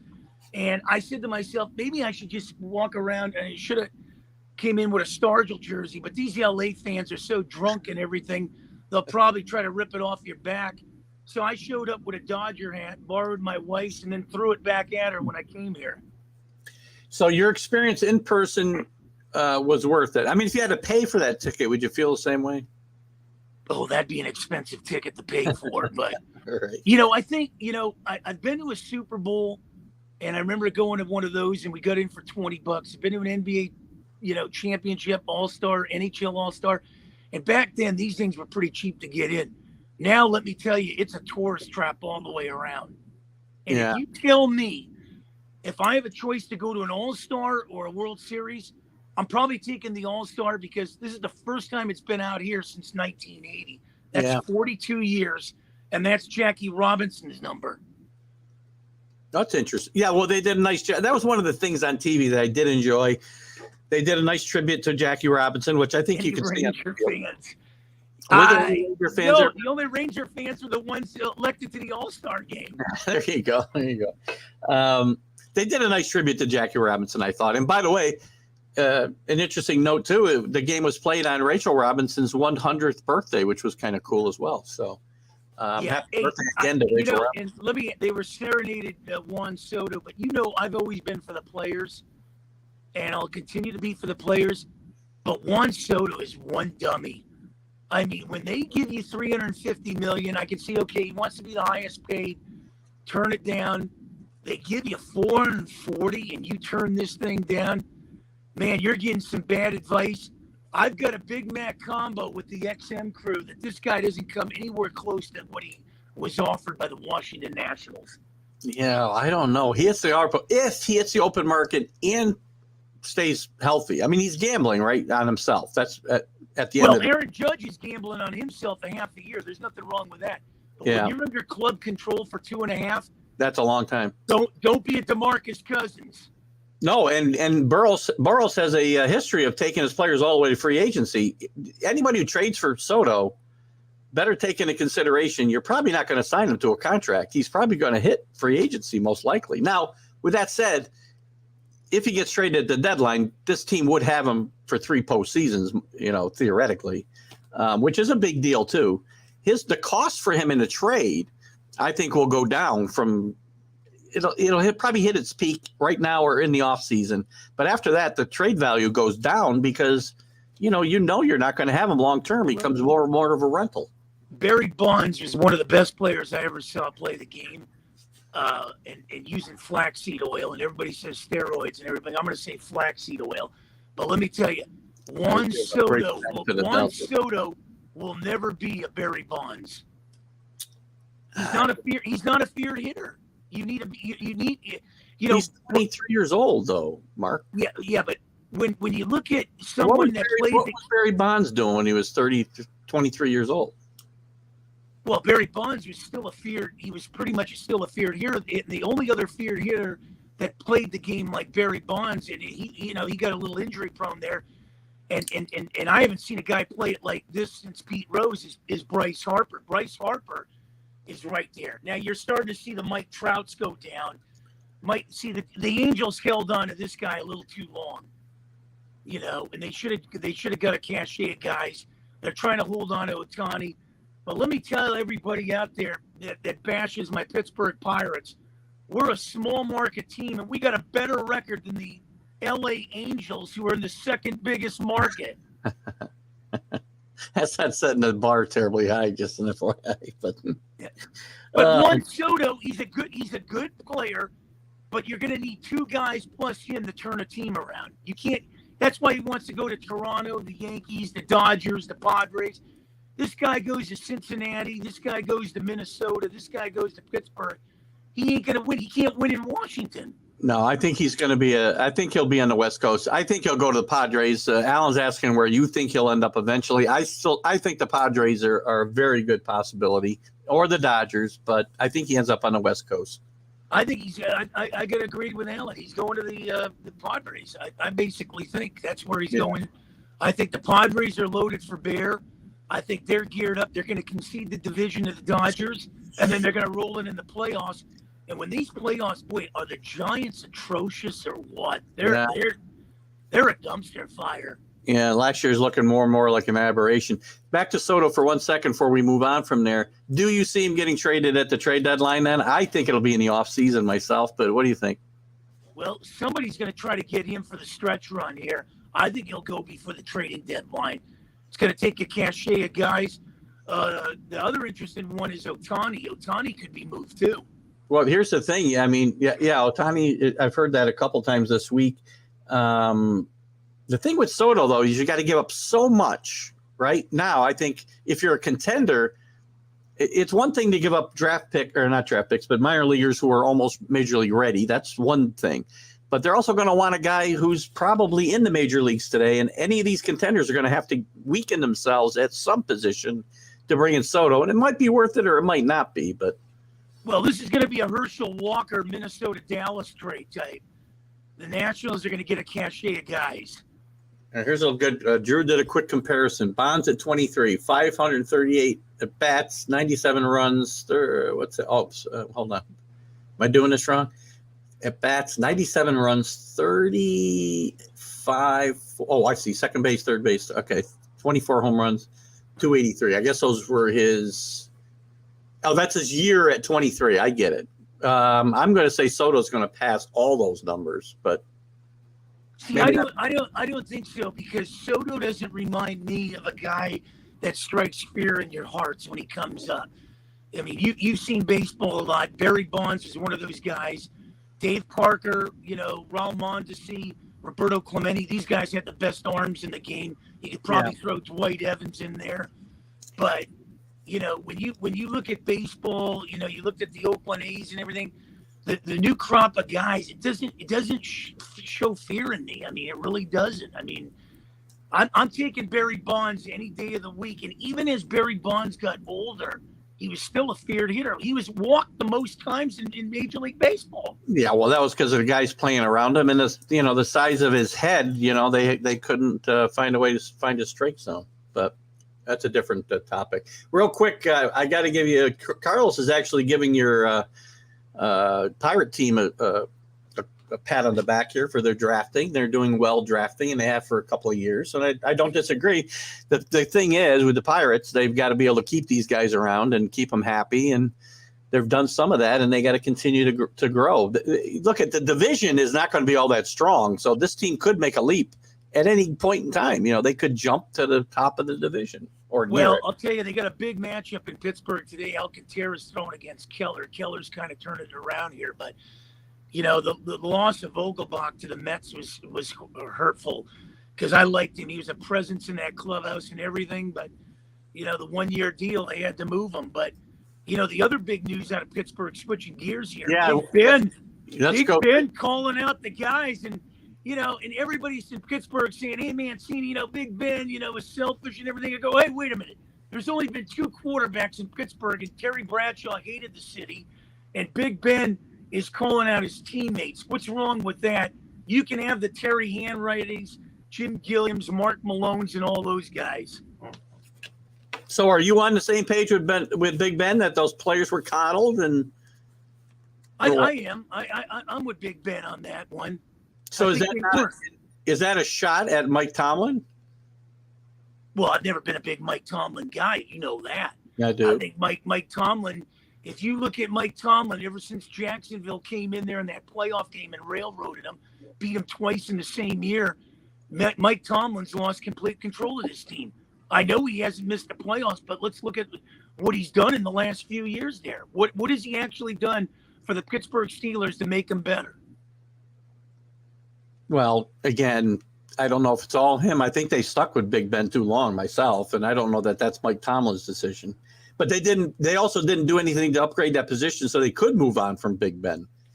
Well, we got a situation out here in LA where we got the governor wanting to know why USC and UCLA got out of the Pac-12. Well, come on, man. It's about money, and your conference is garbage. Well, it's very simple, too. I mean, I read a couple of weeks ago, and I think I talked about it on my college football huddle show on Wednesday, that the athletic department is $101 million in debt, and they're going to increase their payout from the league to $65 million from less than 20 with the Pac-12. There's why they're going. It's all about money. Yeah, but come on, Keith, can you actually sit there and watch an Arizona-Washington State game? I can't. And when you look at the rest of the country, and I've always said, if you're not going to play a top 10 schedule, then give me 2 conferences that are going to have great games each and every week. People are taking shots. I got a shot at me on XM saying, well, who cares about an Indiana and UCLA game? Well, why wouldn't you care? Indiana has a rich basketball tradition. And, when you look at some of these schools coming out here, I'd rather watch an Indiana UCLA than sit here and watch an Arizona UCLA game. Arizona hasn't been relevant in college football. And part of the country, after they watched Alabama and Clemson and Michigan and all this, you think they're sitting around and saying, honey, let's go home and watch Colorado play Washington? Yeah, and they'll also have Notre Dame in that conference most likely before long, too, because again, $65 or $70 million. Everybody says Notre Dame won't move because they got this great TV contract. It's worth $25 million. It's not chopped liver, but they can get $65 or $70 million from the Big Ten. That's where they're going. Well, let me tell you, if Oregon and Utah leave the Pac-12, that whole conference will fall in the Pacific Ocean. Yeah, well, I would put Washington in there as one of the linchpins as well. That's still a good football program and a draw. And I still think Oregon and Washington may go to the Big Ten at some point. Yeah, I think Oregon's got the money. They got the Nike. I think he's going to try to tap that. I think Oregon will be the first one out the door. I don't know where the other two will fall in this, Utah and Washington, but I think Oregon will be the next domino. Yeah, I agree. And I think you'll see the Big Ten start to make their way south in their next realignment. Yeah. The Miamis of the world, North Carolina, those are going to be the schools. They fit the profile as far as academics and, high-profile sports programs. So this is far from over for sure. And we'll talk more about that because we'll be having you in the college football huddle soon. What are your thoughts before I move on? Alan did have a question for your Steelers. Who do you see winning this? Whoops, that's not it. Who do you see winning? God darn it. Somebody put a comment up just as I was clicking.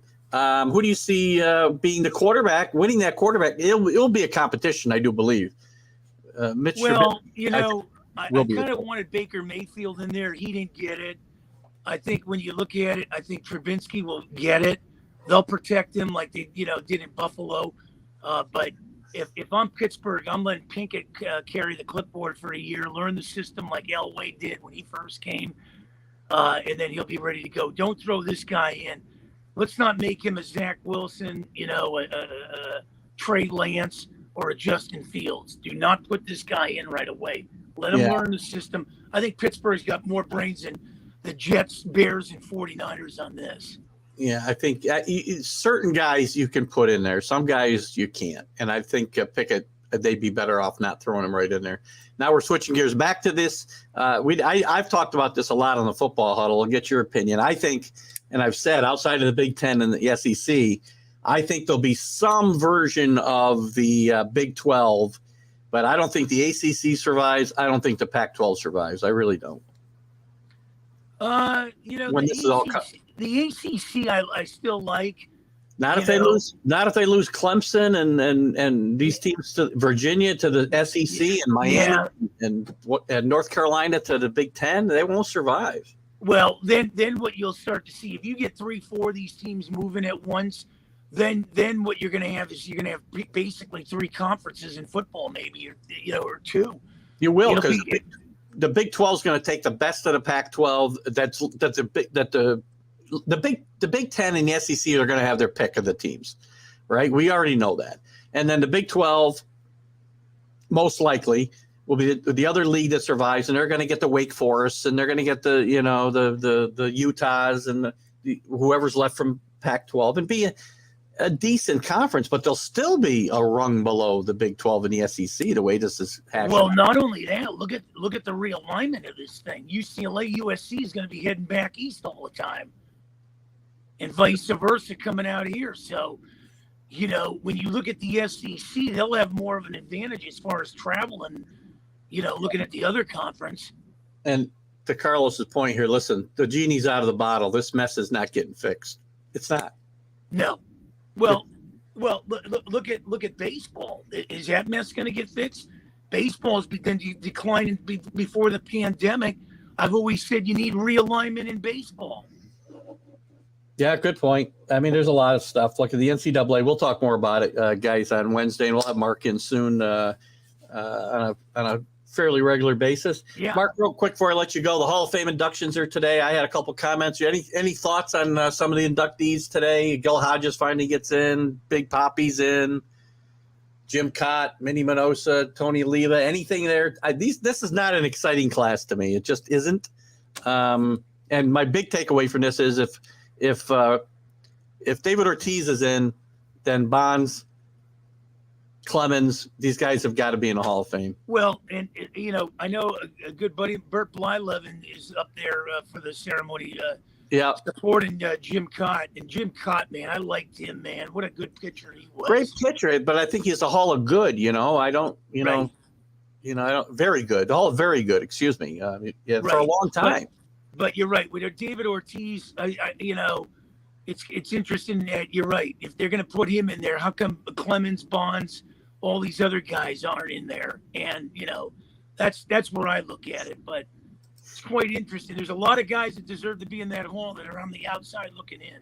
Yeah, Dave, you tell me David Ortiz is better than Dave Parker? That's a great point. Great point. You know.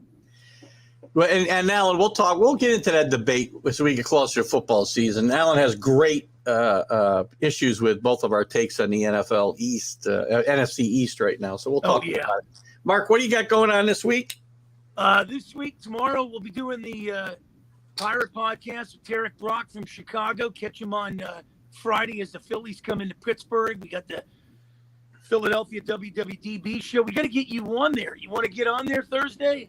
I might be able to do that. Yeah, message me, because I keep forgetting. Yeah, I want to do that. And I friended Marianne on Facebook so I could kind of reach out, and I just haven't had the chance. It's been a very busy time. Let me get in touch with Marianne. I'll definitely get back to you tomorrow.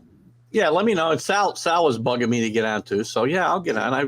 I'm not no disrespect to you guys. I've just been like burning candles at both ends here. No, I understand that thing, and Sal will be propping up his Eagles and everything. I'll have to show up with my pirate hat to receive. Thanks to Sal. Sal's become a great follower of this show and my shows too. So thank you to Sal. I want to throw prayers out to Joey Buckholes, who suffered a heart attack last week. He's still in the hospital, but prayers and thoughts with him. I'm sure you know him too. Yep, and we'll echo those sentiments for sure. So hopefully things turn out well there. Yeah. Mark, thanks for coming in today, and as always, it's been an interesting half hour or so. So thanks for your time, and you have a great Sunday, buddy.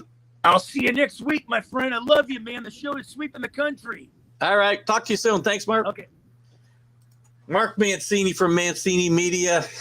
Don't always agree with Mark, but he's always an interesting, has an interesting take on the world of sports and some other things. And we'll get on. He's got a lot going on, man. I'll tell you. You know, he's got a lot. He's got a ton of podcasts that he produces, and he's on. And he's got a radio show, as he said, in Philadelphia, and he's got an XM radio show, and got a lot of stuff going on. So. And then I used to do the show with the Left Turn at Alcatraz guys every Thursday, but that got to be a little too much for me. And I love being with those guys. It's just, man, it was late and it was just hard. Anyway, guys, been a great day today with you guys. Thanks for tuning in as always. Didn't get a chance to play the video for the Dream Ride Experience, but check that out. The link on Facebook, on either my Facebook page or the Northeast Streaming Sports page that's coming up here late in late in August, and it's a great event and a good fundraiser for a good cause. So please check that out, and our thoughts are out to Mac McGrath to get better too, guys. Just say a little. Prayer there too, so I'll throw that out there, and we'll talk to you guys all soon. Keith Engel for the Sunday Stream of Consciousness right here on TGI Sports Talk on Northeast Streaming Sports. Have a great day. Bye-bye.